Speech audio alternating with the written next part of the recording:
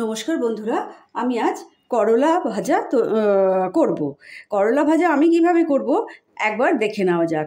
করলাগুলোকে খুব কচি ছিল, করলাগুলোকে কেটে নিয়েছি, সুন্দর করে কেটে নিয়েছি। কেটে নুন জলে একটু ভিজিয়ে রেখে চটকে নিয়েছি, মানে 1 সেকেন্ডের মতন একটু চটকে নিয়েছি। এই জন্য চটকে নিয়েছি যে তেতো ভাবটা যাতে কেটে যায়। অনেকে খেতে চায় না, অনেক বাচ্চারা খেতে চায় না, কিন্তু এইভাবে রান্না করলে অবশ্যই বাচ্চারা খাবে। একবার রান্না করে অবশ্যই দেখবেন। এবার আমি কড়াই বসিয়ে দিয়েছি। কড়াইয়ের মধ্যে আমি সর্ষের তেল দেব। কড়াইয়ের মধ্যে সামান্য পরিমাণে একটু সর্ষের তেল দিয়ে দিলাম। করলাগুলো কিন্তু খুব কড়া করে ভেজে নেব। সর্ষের তেল দিয়ে দিলাম। এবার সর্ষের তেলটা একটু গরম হতে দেব। সর্ষের তেলটা যখন ধোঁয়া উঠবে তখনই আপনারা করলাটা ছাড়বেন। আর সর্ষের তেলের মধ্যে আমি একটা লঙ্কা দিয়ে দিচ্ছি।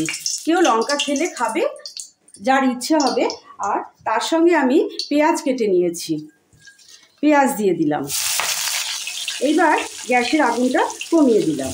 এবার পেঁয়াজটা একটু নাড়াচাড়া করে নেব। দুবার আমি নাড়াচাড়া করে নিয়েছি, কোনো লাল করব না, কিছুই করব না, শুধু তেলের মধ্যে দিয়ে একটু ছেড়ে দেব। তারপর আমি এই করলাগুলো দিয়ে দিলাম, সমস্ত করলাগুলো দিয়ে দিলাম। করলাটা কিন্তু একদম হাই ফ্লেমে ভাজতে হবে, একদম কড়কড়া করে আমরা ভাজবো। এখন কিন্তু আমরা করলার মধ্যে কোনো রকম লবণও দেবো না, হলুদও দেবো না। আর যদি লবণ দিয়ে থাকি তাহলে করলাটা মজে যাবে, ভাজতে অনেক সময় লাগবে, আর তেলও অনেক বেশি লাগবে। এবার করলাটাকে আমি এইরকম করে ভাজবো আর একটু ঢাকনা চাপা দিয়ে দেবো। এবার আমি করলার ঢাকনাটা খুলে দেব। খুলে দিয়ে করলাটা দেখুন অনেকটা মজে এসেছে। যেহেতু হাই ফ্লেম করা ছিল সেই জন্য অনেকটাই মজে এসেছে। এবার আপনারা ফ্লেমটা লো টু মিডিয়াম করে দেবেন, কিন্তু এখনও পর্যন্ত লবণ দেবেন না। দেখবেন খুব তাড়াতাড়ি ভাজা হয়ে যাবে। আমি গোপালী।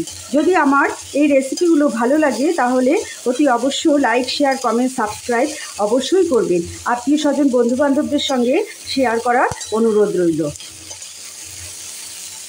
একটা লাইক কিন্তু আমাকে অনেক উৎসাহ দেবে রান্না করার ক্ষেত্রে। এই করলা ভাজা পেঁয়াজ দিয়ে কখনো খেয়েছেন কি না আমাকে কিন্তু অবশ্যই জানাবেন।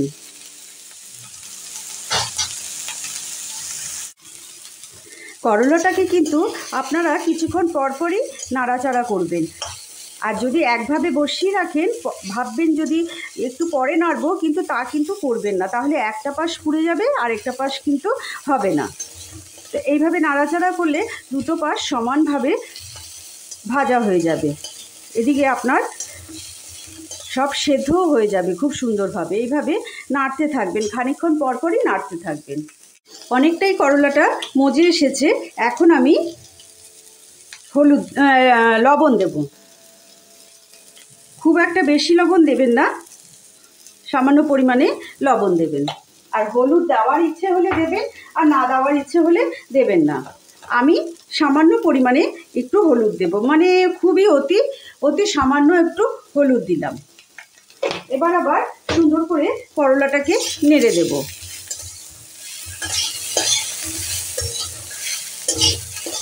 খুন্তির আওয়াজটা শুনেই বুঝতে পারছেন যে করলাটা অনেকটাই ভাজা ভাজা হয়ে এসছে। আর কিন্তু এখন লাগবে না, করলাটা কড়াইতে আর লাগবে না।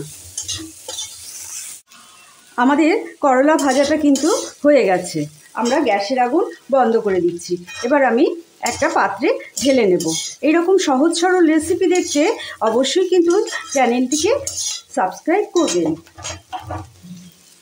এবার আমি করলাটাকে ঢেলে নিচ্ছি। একবার খেয়ে দেখবেন, এমনকি বাচ্চারা পর্যন্ত খেতে পারবে। এর মধ্যে পেঁয়াজ আছে, সেই জন্য একটা মিষ্টি মিষ্টি ভাব লাগবে খেতে।